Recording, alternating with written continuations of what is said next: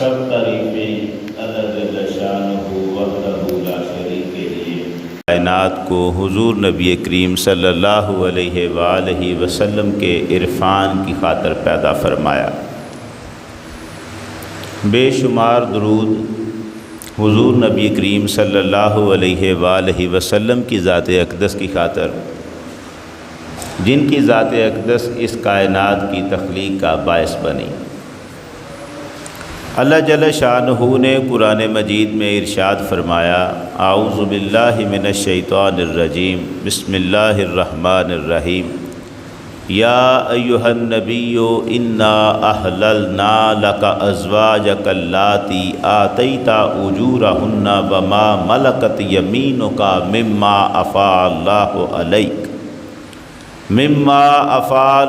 علیک و بنات امک و بنات اماتک و بنات خالک و بنات خالاتک اللاتی ہاجرن معک وامرأة مؤمنة ان وہبت نفسها للنبی ان اراد النبی ان یستنکحها خالصة لک من دون المؤمنین قد علمنا ما فرضنا علیہم فی ازواجہم وما ملکت ایمانہم لکی لا یکون علیک حرج وکان اللہ غفورا رحیما۔ صدق اللہ العظیم۔ حاضرین محترم، آج کی ہماری گفتگو کا جو موضوع ہے وہ بڑا حساس قسم کا ہے اور ایک خاص نوعیت کا ہے۔ یوں سمجھیں کہ بہت کم ایسا ہوتا ہے کہ ہم اس موضوع پر گفتگو کریں۔ مسلمان کے لیے تو اس کا سب کچھ اللہ اور اس کے رسول پر قربان ہوتا ہے، اور ایک مسلمان کی ساری عقیدتیں حضور کے قدموں سے لپٹی ہوتی ہیں۔ اس کے ذہن میں تو کسی قسم کا اعتراض اور سوال اپنے نبی کے بارے میں آتا ہی نہیں ہے، لیکن منکر ہر کوشش کرتا رہتا ہے کہ کسی طرح میں مسلمان کو اس کے نبی کی محبت سے ہٹاؤں۔ ایک منکر یہ کوشش کرتا رہتا ہے کہ میں اس مسلمان کے دل میں جو اس کے پیغمبر کی محبت ہے کسی طرح اسے کم کروں۔ اس کے لیے وہ ہر طرح کی کوشش اور ہر قسم کا جتن کرتا ہے، اور مسلمانوں کے سامنے ان کے نبی کے بارے میں طرح طرح کے اعتراضات اٹھاتا ہے تاکہ مسلمانوں کا دل تھوڑا کھٹا ہو جائے۔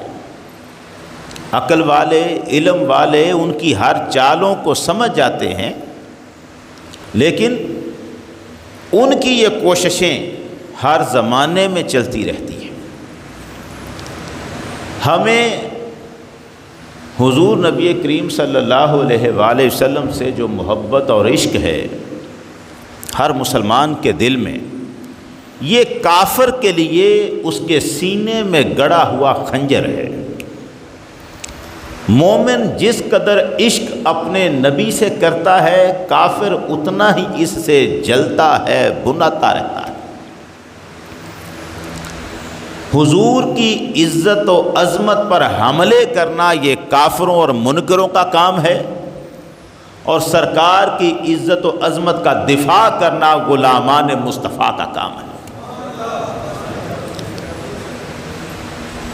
نبی کریم صلی اللہ علیہ وآلہ وسلم نے اپنی زندگی میں جو فرمایا اور آپ نے اپنی زندگی مبارک ظاہری میں جو کیا، اس میں سے کوئی بات اللہ کی وحی سے ہٹ کر نہیں۔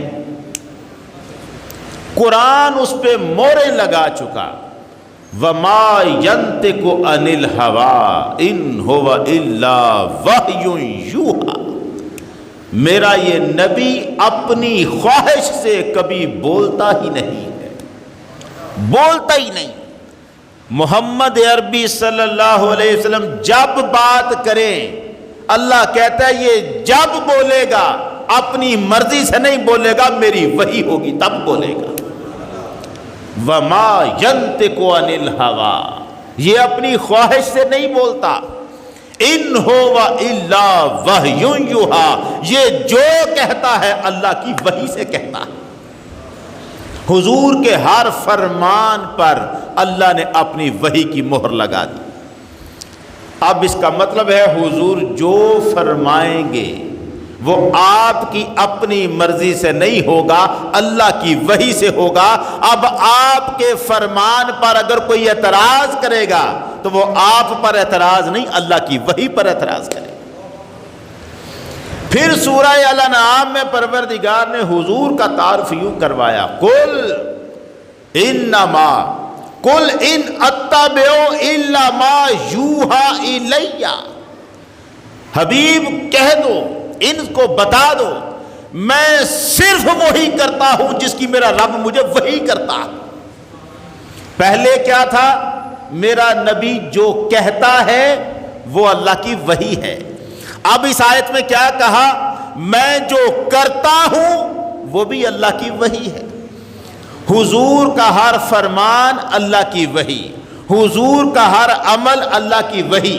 اب جس نے حضور کے کسی فرمان پر اعتراض کرنا ہے تو اللہ کی وحی پر اعتراض ہے، جس نے حضور کے کسی کام پر اعتراض کرنا ہے تو اللہ کی وحی پر اعتراض ہے۔ اب اگر اللہ کی وحی پر تجھے اعتراض ہے تو پھر تیرا ہمارا معاملہ ہی نہیں ہے، تو براہ راست پروردگار کا دشمن بن کے بیٹھا ہے۔ اب محمد کی ذات پر تو اعتراض رہا ہی نہیں، اب تو اعتراض اوپر چلا گیا۔ تجھے اگر اعتراض حضور پر ہے تو پھر ثابت کر کے حضور کی ذات میں، آپ کی عزت و عظمت میں کہاں نقص ہے؟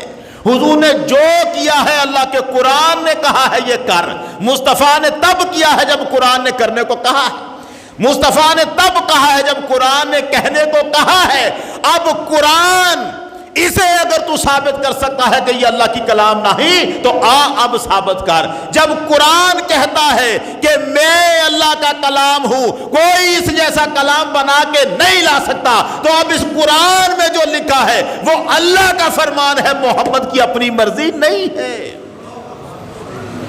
یہ تو معاملہ طے ہو گیا۔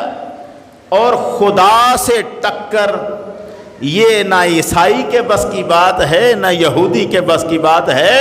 ان کا دعویٰ صرف اتنا تھا کہ محمد اس اللہ کا رسول نہیں۔ اللہ کو تو وہ بھی مانتے ہیں کیونکہ وہ کہتے ہیں عیسیٰ اللہ کے نبی، موسیٰ اللہ کے نبی۔ عیسائیوں اور یہودیوں کو باقی کسی نبی پر یہ مسئلہ نہیں ہے، مسئلہ ہے حضور کی ذات اقدس پر۔ اللہ کو مانتے ہیں، ہم کہتے ہیں جب اللہ کو مانتے ہو تو محمد نے جو کیا ہے اللہ کے کہنے سے کیا ہے، اب اعتراض کرنا ہے تو اللہ پر کرو، محمد پر نہ کرو۔ یہی مسئلہ ہر غیر مسلم کے سامنے ہم رکھتے ہیں، ہر غیر مسلم کے سامنے۔ سوال کیا ہے جس کے اوپر میں آج عرض کرنا چاہتا ہوں، جو اعتراض ہے وہ کیا ہے؟ محمد عربی نے بڑی شادیاں کی ہیں، محمد عربی نے دیکھیں جی 11 شادیاں کی، ایک وقت میں 9 بیویاں آپ کے پاس رہی ہیں، اتنی شادیاں کی ہیں حضور نے۔ اور اعتراض یہ ہے کہ ان کو معاذ اللہ ثم معاذ اللہ عورتوں کی بڑی خواہش تھی، حضور کو معاذ اللہ ثم معاذ اللہ عورتوں کی بڑی خواہش تھی، اسی لیے شادیوں پہ شادیاں کرتے چلے جاتے تھے، یہاں تک کہ اس خواہش کے تحت انہوں نے یہ کیا کہ عام مسلمانوں کو تو اجازت دی تھی صرف 4 شادیوں کی ایک وقت میں، عام مسلمانوں کو اجازت دی تھی صرف 4 شادیاں کرنے کی، اور خود محمد نے ایک وقت میں 9 بیویاں رکھی ہوئی تھی۔ اندازہ کرو، یہ اعتراض ہے جو وہ ہمارے مسلمان کے ذہن میں بٹھا دیتے ہیں۔ آپ سوال کو سمجھ گئے ہیں، اعتراض سمجھ آیا ہے ان کا۔ حضور کو عورتوں کی بڑی خواہش تھی، ایسا اعتراض ہے ان دشمنوں کا، ان منکرین کا۔ یہ جو آج انڈیا میں نپور شرما اور نویل جندل اور اس طرح کے بکواس کرنے والے کرتے ہیں، اور جو عیسائی اور یہودی اور جو پہلے ولیم میور لگا رہا ہے، سب کے اعتراض کا خلاصہ یہ ہے، محمد کو صلی اللہ علیہ وسلم معاذ اللہ، میں بار بار یہ دہرا رہا ہوں کہ سوال ذہن میں بیٹھ جائے. اور یہ لفظ وہ ہیں کہ مسلمان ان لفظوں کو کافر کا قول کہہ کر بھی نقل کرتے ہوئے کانپتا ہے. ہم ان لفظوں کو بار بار کہنے سے بھی ڈرتے ہیں، لیکن کیا کریں، یہی اعتراض جب کوئی دوسرا کرے تو پھر پریشانی بنتی ہے. اس لیے ہم اس سوال کو خود سامنے رکھ لیتے ہیں. سوال یہ رکھ دیا کہ حضور نے بڑی شادیاں کی ہیں، اور یہ شادیاں مسلمانوں کو 4 شادیوں کی اجازت دی، خود 4 پہ نہیں رکے، زیادہ کی، ایک وقت میں 9 بیویاں رکھی ہوئی تھی. اب ہمارا جواب، باقی تفصیل تو ہم بعد میں بیان کرتے ہیں. پہلی یہ بات کہ یہ جو حضور نے 4 شادیوں کی مسلمانوں کو اجازت دی تھی، یہ حضور نے دی تھی یا اللہ نے دی تھی؟ مسلمانوں کو 4 شادیاں ایک وقت میں کرنے کی اجازت اللہ نے دی ہے، محمد عربی نے نہیں دی. محمد صلی اللہ علیہ وسلم نے تو اللہ کے حکم کو ہم تک پہنچایا ہے. یہ تو قرآن میں آیا ہے. اللہ یہ فرماتا ہے کہ تم 4 تک شادیاں کر سکتے ہو ایک وقت میں، یہ اللہ کے قرآن میں ہے. یہ سید عالم صلی اللہ علیہ وسلم نے تو نہیں فرمایا. اب جس قرآن میں یہ ہے کہ ایک مسلمان ایک وقت میں 4 شادیاں کر سکتا ہے، اسی قرآن میں پروردگار فرماتا ہے محمد یہ پابندی ہم نے مسلمانوں کے لیے لگائی ہے، تیرے لیے نہیں. یہ 4 شادیوں کی قید ہم نے مسلمانوں کے لیے لگائی ہے، تیرے لیے نہیں لگائی. یا ایھا النبی، اے نبی، انا احللنا لک ازواجک اللاتی آتیت اجورہن، ہم نے حلال کی تیری وہ بیویاں جن کے مہر تو ادا کر چکا ہے. یعنی آج کے دن جب یہ آیت اتر رہی ہے اس وقت تک تو جتنی شادیاں پہلے کر چکا ان سب کے لیے ہم نے تمہیں اجازت دی، وہ ساری کی ساری تیرے لیے درست تھی. وما ملکت یمینک مما افاء اللہ علیک، اور جو لونڈیاں میدان جنگ سے تیرے حصے میں آتی ہیں وہ بھی تیرے لیے حلال ہیں. وبنات عمک، تیرے چچا کی بیٹیاں بھی تیرے لیے حلال ہیں. وبنات عماتک، تیری پھپھیوں کی بیٹیاں. وبنات خالک، تیرے ماموں کی بیٹیاں. وبنات خالاتک، اور تیری خالاؤں کی بیٹیاں. اللتی ہاجرن معاک، جنہوں نے تیرے ساتھ ہجرت کی ہے. وامرأۃ مؤمنۃ، اور ہر وہ مومن عورت ان وہبت نفسہا للنبی، اگر وہ آ کے اپنا آپ نبی پر قربان کر دے، نبی کو ہبا کر دے، تو وہ عورت بھی جائز ہے، حلال ہے. ان اراد النبی ان یستنکحھا، اگر نبی اس کے ساتھ نکاح کرنا چاہے تو حلال ہے. خالصۃ لک من دون المؤمنین، محمد یہ صرف تیرے لیے ہے، باقی مومنوں کے لیے نہیں ہے. یہ معاملہ، یہ ساری آزادیاں تیرے لیے، باقیوں کے لیے نہیں. قد علمنا، ہم جانتے ہیں، ما فرضنا علیہم فی ازواجہم وما ملکت ایمانہم، ہم جانتے ہیں کہ ہم نے مومنوں پر ان کی بیویوں اور لونڈیوں کے بارے میں کیا پابندیاں لگا رکھی ہیں. ہم جانتے ہیں، ان پر ہم نے جو پابندیاں لگائی ہیں وہ بھی جانتے ہیں. تجھے جو آزادی دے رہے ہیں وہ بھی جانتے ہیں. اب تجھے آزادی کیوں دے رہے ہیں؟ فرمایا ہم تجھے آزادی اس لیے دے رہے ہیں لکی لا یکون علیک حرج، تجھے اپنی ذمہ داریاں پوری کرنے میں کوئی تنگی نہ رہے. تو نے نبوت کی جو ذمہ داریاں پوری کرنی ہیں انہیں پوری کرنے میں تجھ پر کوئی تنگی نہ رہے. وَكَانَ اللَّهُ غَفُورًا رَحِيمًا، اور اللہ بڑا ہی بخشنے والا مہربان ہے. محمد کو 4 شادیوں سے آزاد کرنے والا تو یہ قرآن ہے. قرآن یہ کہتا ہے کہ مسلمانوں پر 4 پابندیاں، 4 شادیوں کی پابندی ہم نے لگائی تھی. محمد تجھ پر یہ پابندی نہیں، تاکہ تجھ پر دینی ذمہ داری پوری کرنے میں کوئی تنگی نہ رہے، اس لیے تجھے اجازت ہے، تو وہ شادیاں الگ کر سکتا ہے. اب اگر اعتراض کرنا ہے حضور کی شادیوں پر تو حضور پر نہ کر، اس قرآن پر کر جو یہ اجازت دے رہا ہے. یہ کہ قرآن کی یہ آیت اللہ کی نہیں ہے، محمد نے لکھی ہوئی ہے.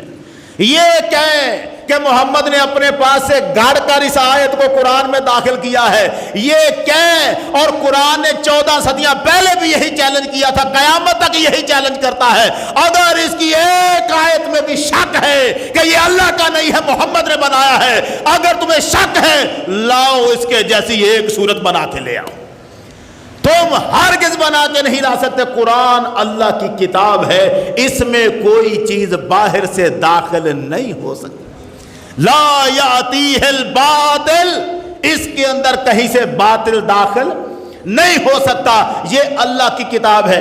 یہ تو ہو گئی وہ بات کہ حضور نے اگر شادیاں کی ہیں تو اللہ کی اجازت سے, بلکہ اللہ نے آزادی دی تو تب کی. سوال یہ ہے کی کیوں؟ اتنی زیادہ کرنے کی آخر ضرورت کیا تھی؟ کافر یہ کہتا ہے کہ یہ شادیاں حضور نے کی ہیں کیونکہ آپ کو عورتوں کی خواہش تھی. اب ہم اپنی گفتگو کی طرف چلنے لگے ہیں. حضور کو عورتوں کی بڑی رغبت تھی, بڑی خواہش تھی, اس لیے حضور شادیوں پہ شادیاں کرتے چلے گئے. اب ذرا سننا, میں عرض کرتا ہوں حضور کی پہلی شادی کب ہوئی ہے؟ جب نبی کریم صلی اللہ علیہ وسلم کی عمر مبارک کتنی تھی؟ 25 سال. کتنی؟ 25 سال. اور جس سے شادی کی اس کی عمر کتنی تھی؟ 40 سال. حضرت خدیجہ سے شادی ہوئی حضور کی, 15 سال حضرت خدیجہ حضور سے عمر میں زیادہ تھی, 15 سال حضور سے زیادہ. اب حضرت خدیجہ کے ساتھ شادی رہی کتنا عرصہ؟ 25 سال. 25 سال تک شادی رہی. حضور کی عمر مبارک 50 برس ہو گئی, حضرت خدیجہ کی عمر 65 برس ہو گئی, اور اس وقت تک محمد عربی نے کسی دوسری عورت سے شادی نہیں کی.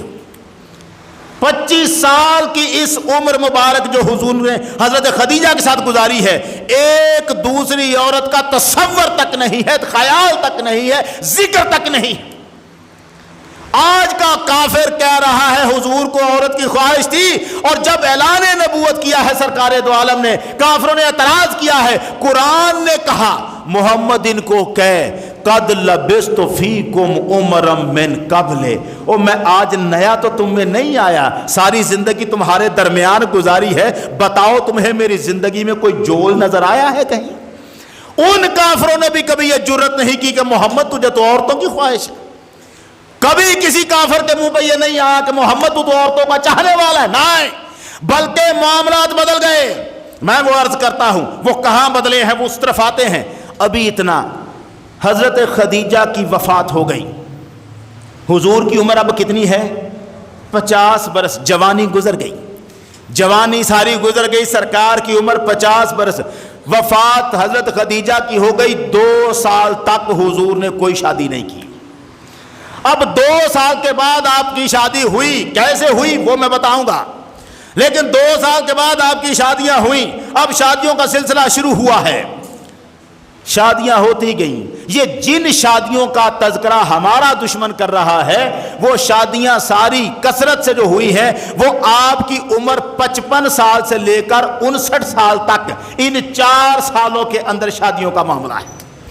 59 سال کے بعد آپ نے شادی نہیں کی, اور 55 سال سے لے کر 59 تک وہ شادیاں ہیں جن پر دشمن کہتا ہے کہ 4 سے زیادہ کیوں کی.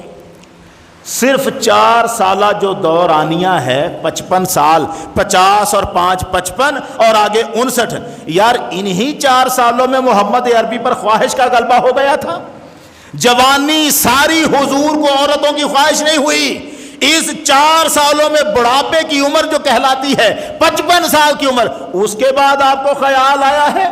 معاذ اللہ ثم معاذ اللہ. اب ذرا پلٹ کے دیکھیں ہم کہ یہ جو شادیاں ہوئی ہیں یہ کیسے ہوئی ہیں, یہ کب ہوئی ہیں. تھوڑا سا آپ کی توجہ میں چاہوں گا بڑے بھرپور انداز میں.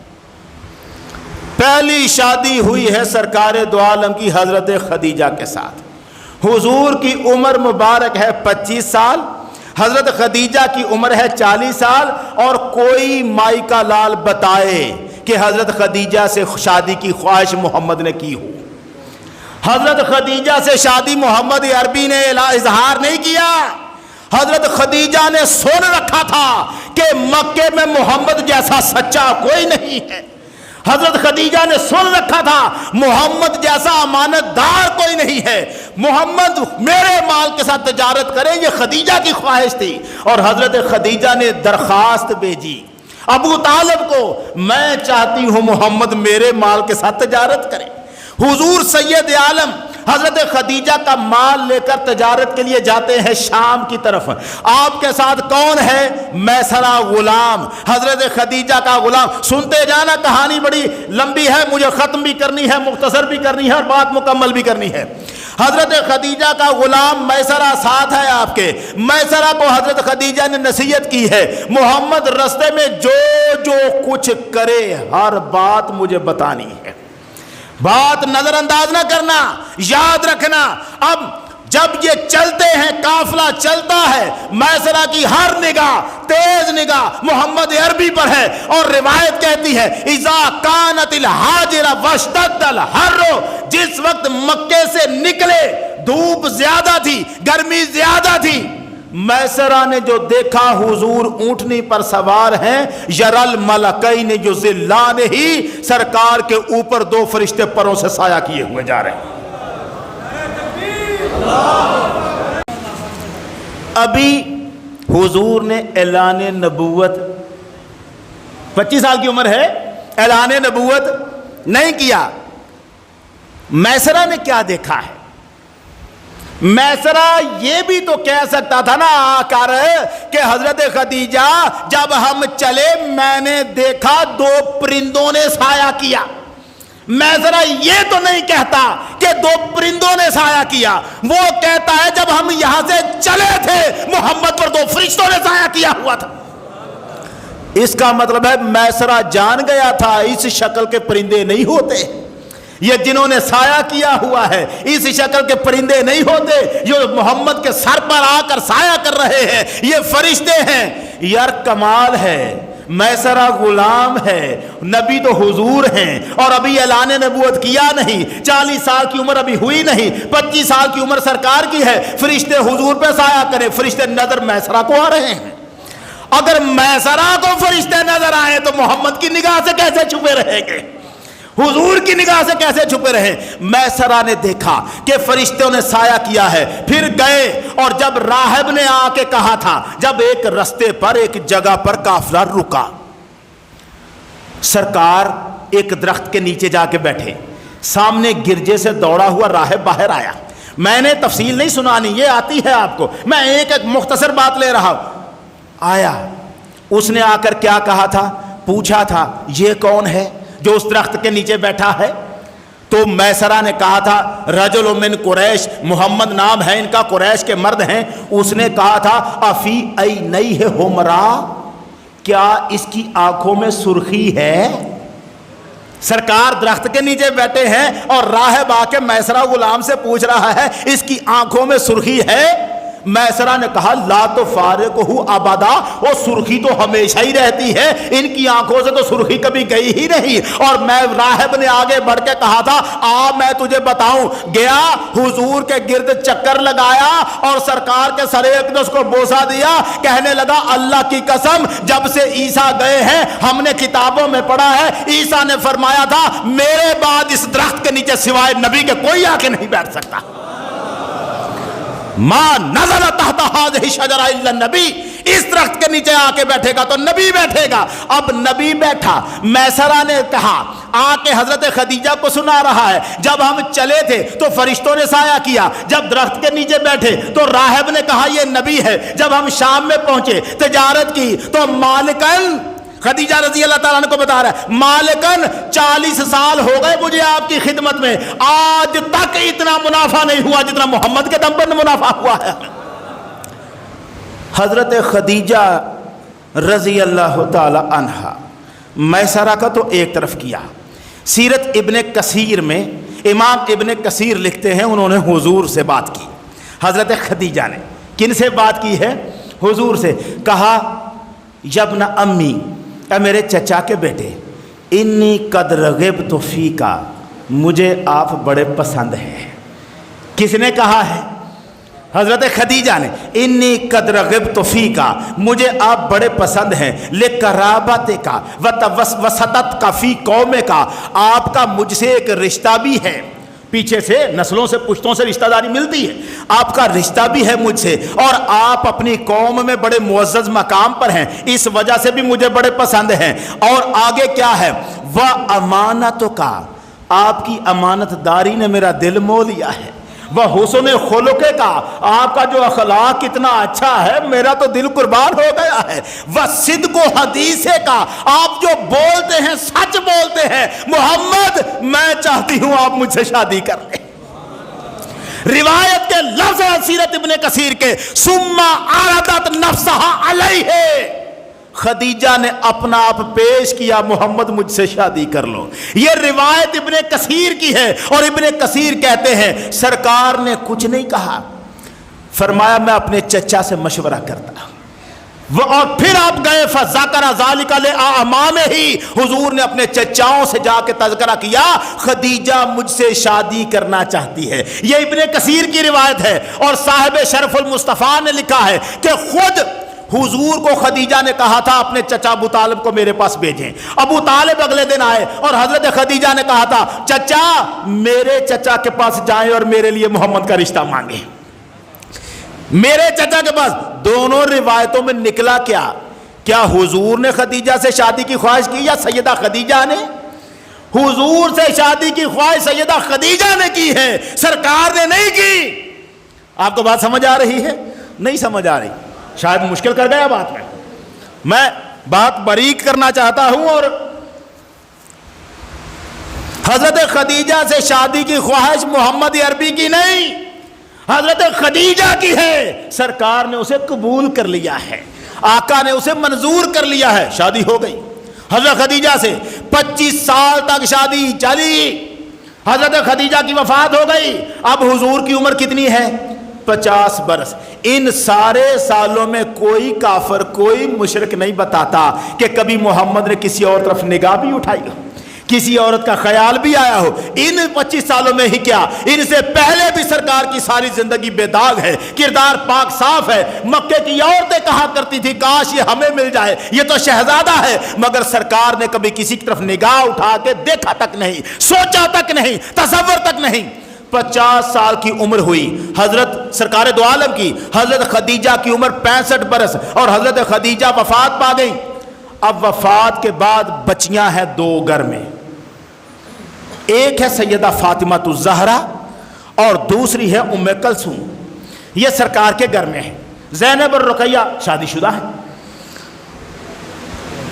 سرکار دو عالم نے اپنی ذمہ داریوں کے لیے گھر سے باہر نکلنا ہے، کبھی ادھر جانا ہے کبھی ادھر جانا ہے، لوگوں کو پیغام پہنچانا ہے، لوگوں کو دین سکھانا ہے، پیغام حق سنانا ہے، توحید پہنچانی ہے، ہر وقت گھر میں رہ نہیں سکتے۔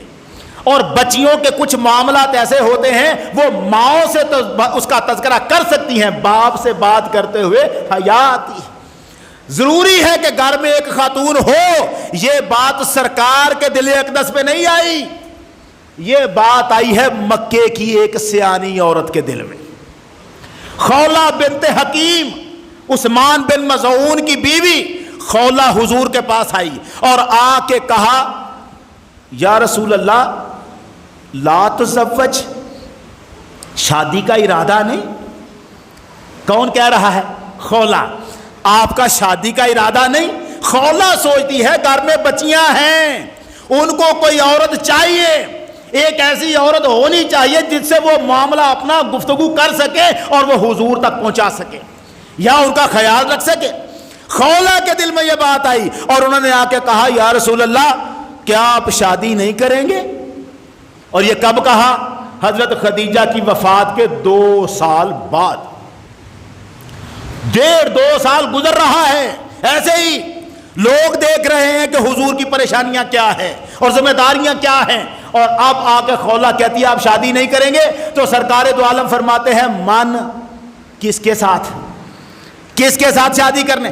اب خولہ بتاتی ہے ایک رشتہ میرے پاس کواری لڑکی کا ہے، ایک رشتہ بیوہ خاتون کا، آپ جس سے چاہے نکاح کر لیں۔ اس کا کیا مطلب ہے؟ خولہ مکے کی ایسی عورت تھی کہ جس گھر میں کہیں کوئی شادیاں ہوتی تھی نا، رشتے چاہیے ہوتے تھے تو لوگ خولہ سے کہا کرتے تھے، یہ رشتوں کا دھیان رکھا کرتی تھی، رشتے کروایا کرتی تھی، ملوایا کرتی تھی۔ اب خولہ کے ذہن میں 2 رشتے ہیں تو ذہن میں خولہ کے ہیں، توجہ رہے آپ کی۔ حضور سے پوچھا ایک کنواری لڑکی ہے، ایک بیوہ خاتون ہے، آپ جس سے چاہیں شادی کر لیں۔ سرکار نے پوچھا کنواری کون ہے اور بیوہ کون ہے؟ جن سے تو رشتہ کروا رہی ہو وہ کون کون ہے؟ خولہ کہتی ہیں جس کنواری کی میں بات کر رہی ہوں آپ کے دوست ابو بکر کی بیٹی عائشہ ہے۔ آپ کے دوست ابو بکر کی بیٹی عائشہ ہے، اور جس بیوہ کی میں بات کر رہی ہوں وہ ہے سودا بنت زمع۔ سودا بنت زمع ان کی 55 سال عمر تھی۔ سودا بنت زمع کی عمر 55 سال، 50 اور 5 55 سال ان کی عمر تھی، اور حضرت عائشہ صدیقہ ان کی عمر کتنی ہے؟ یہاں مصیبت ہے، یہاں ہے وہ مصیبت پڑی ہوئی جو ہمارے حلق سے نیچے نہیں اترتی اور ہمیں پریشانی لگ جاتی ہے، ہم مصیبت میں آ جاتے ہیں کہ یہ کیا مسئلہ ہے۔ خولہ کہتی ہے میرے ذہن میں 2 رشتے ہیں، ایک کنواری ہے ایک بیوہ ہے۔ یار مجھے بتاؤ، خولہ اگر کنواری کا رشتہ لے کے پھر رہی ہے تو وہ کنواری 6 سال کی بچی ہوگی؟ اگر خولہ کو کسی گھر والوں نے کہا ہے کہ ہماری بچی کے لیے کوئی رشتہ ڈھونڈنا تو وہ چھوٹی سی بچی نہیں ہوگی، وہ شادی کے قابل عمر رکھنے والی لڑکی ہوگی، جس کے گھر والوں نے خولہ کو کہا ہوگا کہ خولہ ہماری بچی کے لیے رشتہ چاہیے، نظر میں رکھنا کہیں کوئی اچھا رشتہ مل جائے۔ اور خولہ اٹھی اور محمد کے دربار پہ آ گئی اور کہا حضور کنواری ہے۔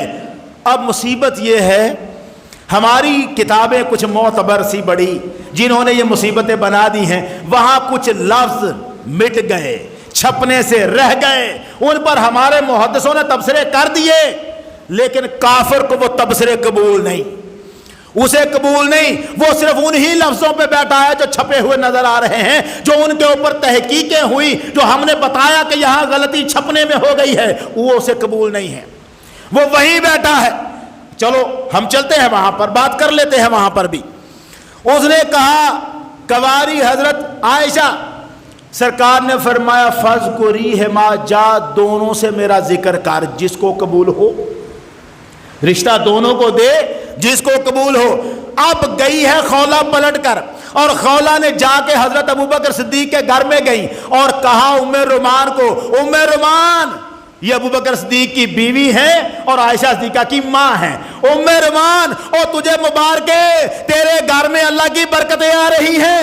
ام رومان نے کہا کیا کہہ رہی ہو، کیا بات کر رہی ہو؟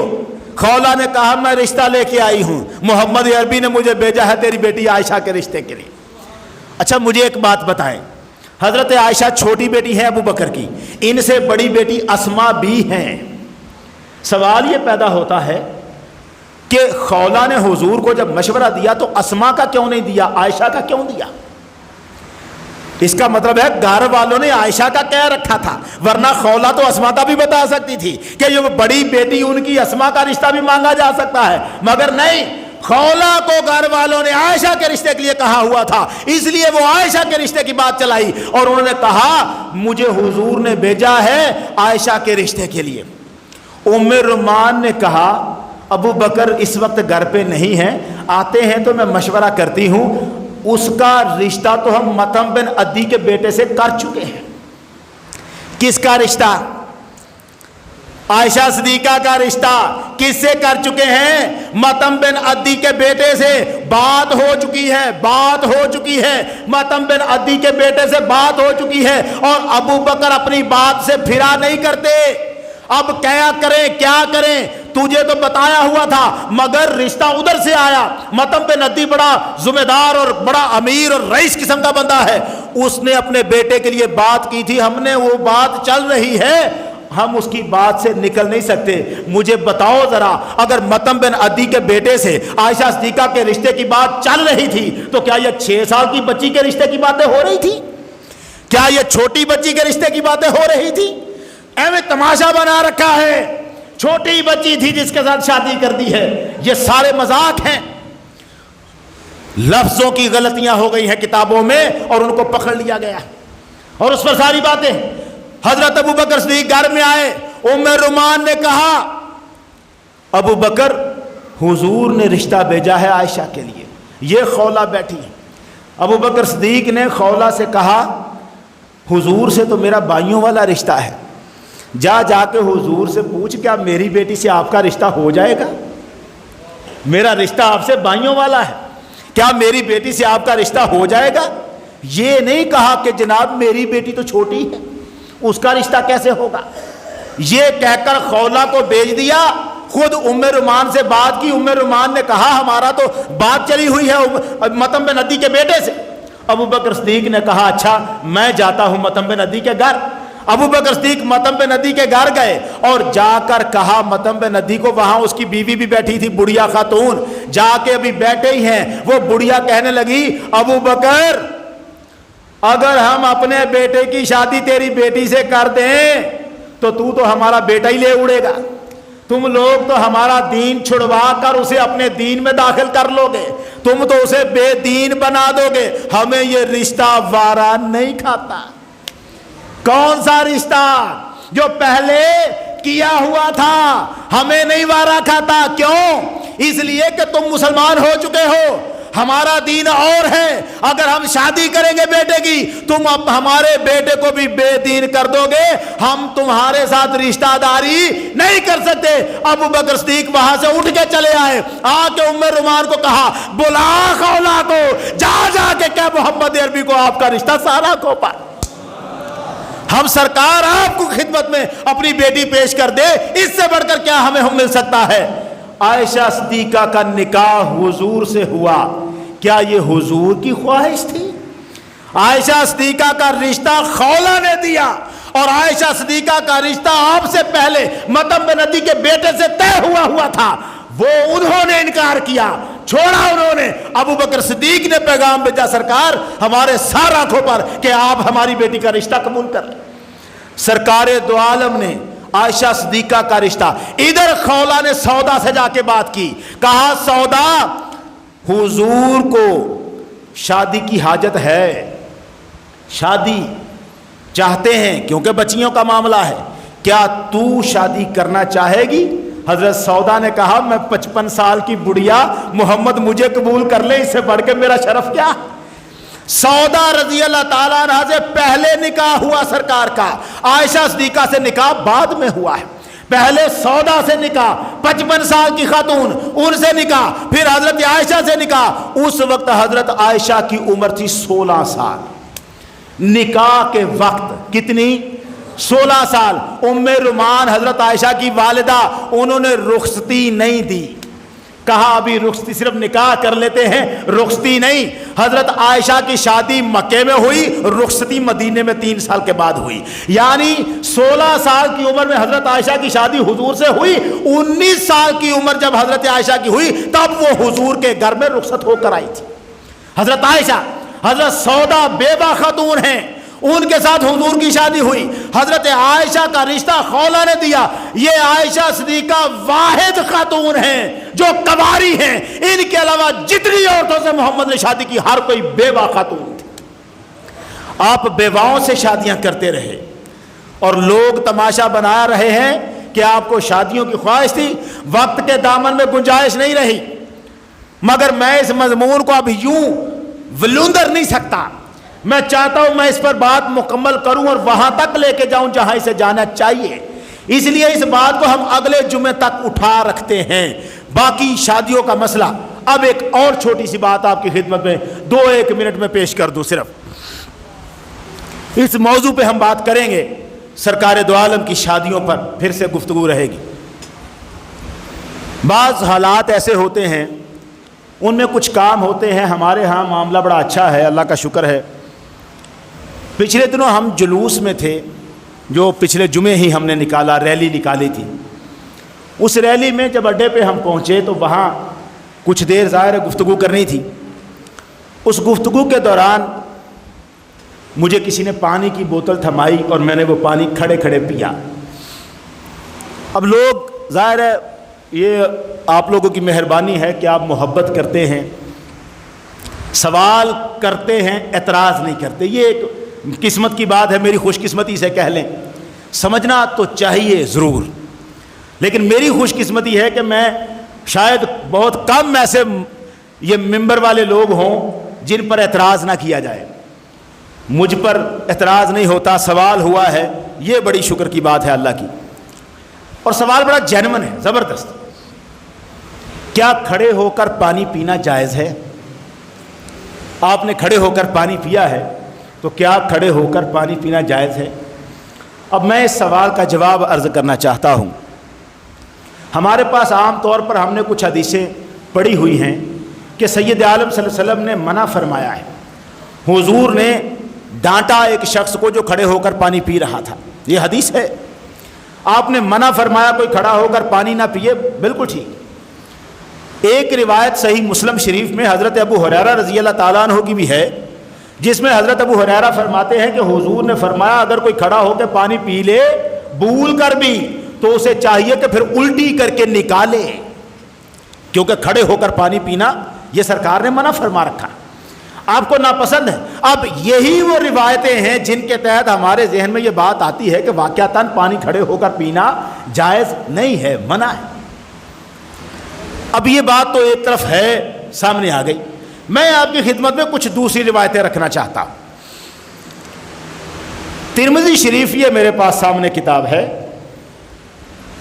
اس ترمذی شریف میں حدیث ہے، حضرت عمرو بن شعیب اپنے والد سے، اور وہ اپنے والد سے دادا سے روایت کرتے ہیں، کہتے ہیں کہ میں نے رأیت رسول اللہ صلی اللہ علیہ وآلہ وسلم یشرب قائما و قاعدا، میں نے حضور کو دیکھا آپ نے کھڑے ہو کر بھی پانی پیا، بیٹھ کر بھی پانی پیا۔ اس کا کیا مطلب ہے؟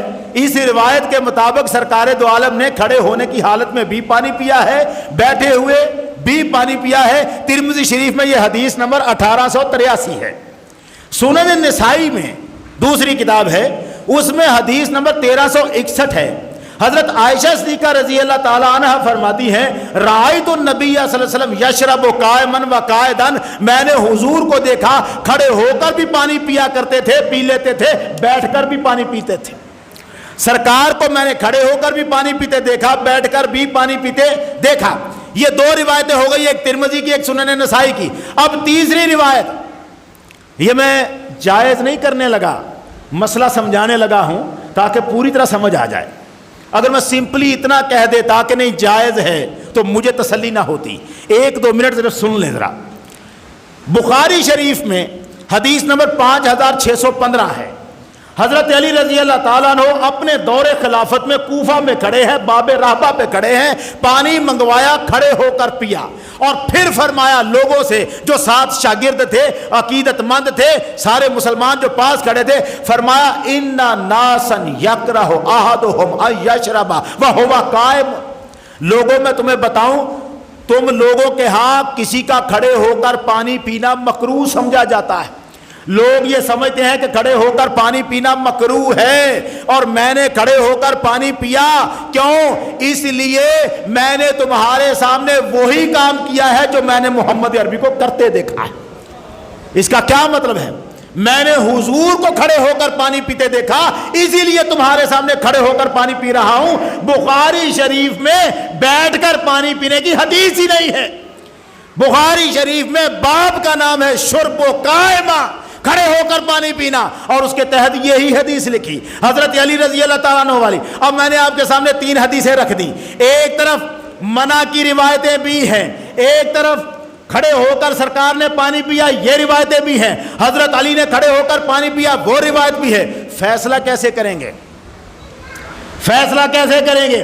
اب فیصلہ کرنے کے لیے یہ کتاب ہے ناسخ الحدیث و منسوخ ہی، اس کا مطلب ہے حضور کی وہ حدیثیں جن کو سرکار ہی نے اپنے فرمان سے منسوخ کر دیا ہو، ان میں اس کتاب کے اندر یہ سارا لکھ کر وہ ساری روایتیں منع والی بھی لکھی، اور پھر آگے وہ بھی لکھی جن میں پینے کی بات تھی، اور اخیر میں کیا لکھا؟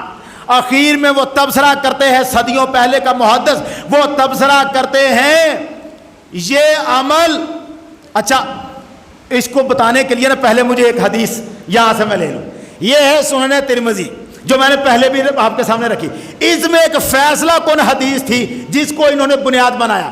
فیصلہ کن حدیث یہ ہے، یہاں لکھی ہوئی، حضرت عبداللہ ابن عمر رضی اللہ تعالیٰ عنہ کی روایت ہے۔ عبداللہ ابن عمر رضی اللہ تعالیٰ عنہ فرماتے ہیں، سننا، ہم نبی اکرم صلی اللہ علیہ وسلم کے زمانے میں چلتے پھرتے کھاتے اور کھڑے ہو کر پیتے تھے، کھڑے ہو کر پیتے تھے۔ کون؟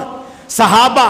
عمر فاروق کے بیٹے کہہ رہے ہیں ہم حضور کے زمانے میں کھڑے ہو کر کھا بھی لیتے تھے اور کھڑے ہو کر پی بھی لیتے تھے، پیتے بھی تھے۔ یہ روایت رکھ کر سامنے اس کتاب والے ابو حفص شاہین نے، ابن شاہین نے یہاں لکھا، انہوں نے کہا اگر کھڑے ہو کر پانی پینا منع ہوتا تو حضور کے صحابہ کبھی نہ پیتے۔ یہاں وہ لکھتے ہیں آپ علیہ السلام کے صحابہ کھڑے ہو کر پانی کیوں پیتے؟ کھڑے ہو کر پینا اگر جائز نہ ہوتا تو صحابہ کے لیے کیوں کر جائز ہوتا کہ وہ کھڑے ہو کر پانی پئیں؟ کیونکہ یہ عمل نبی کریم کے زمانہ مبارک میں کیا کرتے تھے، بس یہ عمل اس نہیں کے لیے ناسخ ہے۔ اس سے ثابت ہوا اس کتاب کے مطابق کہ حضور نے جو منع والا حکم تھا اسے منسوخ کر دیا اور کھڑے ہو کر پانی پینے کی اجازت دے دی۔ یہ کہہ رہے ہیں، میں نہیں ابھی کہہ رہا، میں ابھی کچھ کہنا چاہتا ہوں، یہ کہہ رہے ہیں مجھے اس سے اتفاق نہیں، بندہ ہمارا ہے مگر مجھے اس سے اتفاق نہیں۔ میں نے آپ کے سامنے رکھا کہ صحابہ پیتے تھے کھڑے ہو کر، حضرت علی نے پیا پانی کھڑے ہو کر۔ اصل مسئلہ کیا ہے؟ اب پہلے تو وہ سن لیں کہ حضرت ابو ہریرہ نے فرمایا اگر کوئی کھڑے ہو کر پانی پیے، حضور نے فرمایا ہے اگر کوئی کھڑے ہو کر پانی پیے تو الٹی کر دے۔ یہ کتاب شرح صحیح مسلم علامہ غلام رسول سعیدی کی، یہ کتاب میں سعیدی صاحب نے لکھی ہے روایت، اسی روایت کا تبصرہ علامہ تشتانی مالکی کے حوالے سے، وہ یہ کہتے ہیں کہ ابو ہریرہ کا یہ فرمان راویوں کی غلطی ہے، یہ حضور کا فرمان نہیں تھا، ابو ہریرہ کا فرمان اپنا تھا۔ ابو ہریرہ کہا کرتے تھے کہ اگر کوئی کھڑا ہو کر پانی پیے تو الٹی کر دے، یہ رسول اکرم کا فرمان نہیں ہے، یہ راویوں کو غلطی لگی ہے۔ اب سوال یہ ہے پھر ہے کیا؟ پھر کیا مسئلہ ہے؟ میں عرض کرتا ہوں ایک کام حضور نے منع کیا ہو اور پھر وہی کام حضور کرتے ہوئے نظر آئیں تو اس کا مطلب ہوتا، اصول یہ بنتا ہے کام جائز ہے لیکن نہ کرنا بہتر ہے۔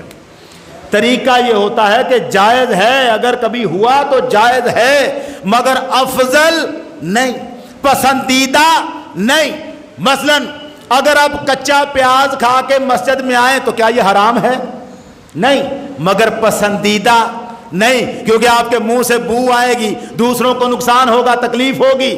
یہ مکروہ ہے چھوٹے درجے کا، اسے ہم کہتے ہیں مکروہ تنزیہی، اس پر گناہ نہیں ہوتا مگر یہ پسندیدہ نہیں ہوتا۔ یہی وہ بات ہے جو ہمارے علماء نے لکھی ہے۔ علامہ غلام رسول سعیدی صاحب جو یہاں پر لکھ رہے ہیں وہ یہ اپنا موقف دیتے ہیں، ان تمام صفحہ نمبر 279، یہ جلد نمبر 6 صفحہ نمبر 279 پہ لکھتے ہیں ان تمام احادیث و آثار اور اقوال علماء کا بغور مطالعہ کرنے سے یہ بات معلوم ہوتی ہے کہ کھڑے ہو کر کھانا پینا کراہت کے ساتھ جائز ہے، جائز ہے مگر مکروہ ہے، پسندیدہ نہیں ہے۔ یہ ہو گئی بات عام حالات کی، لیکن اگر کوئی عذر ہو تو پھر یہ مکروہ چھوٹے درجے کا بھی نہیں رہتا۔